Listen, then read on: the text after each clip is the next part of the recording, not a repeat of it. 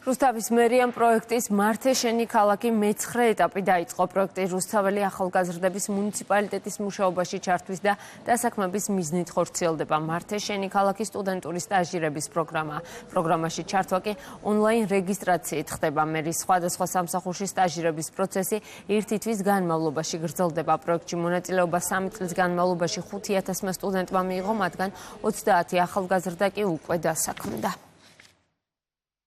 პროექტი მართე შენი ქალაქი არის ერთ-ერთი წარმატებული ახალგაზრდებისთვის, არა მხოლოდ საინფორმაციო ნაწილში და ამ პროექტის ფარგლებში, რა თქმა უნდა, ვაძლევთ ინფორმაციას მუნიციპალური სამსახურების საქმიანობასთან დაკავშირებით, ასევე დასაქმების მიმართულებით მათ აქვთ შესაძლებლობა გააგრძელონ მუშაობა მერის იმ სამსახურში, რომელსაც შეესადაგება მათი პროფესია. ჩვენ ვაგრძელებთ პროექტს იმისთვის, რომ რაც შეიძლება მეტი ახალგაზრდა ჩავხდოთ ადგილობრივი თვითმმართველობის განხორციელების პროცესში.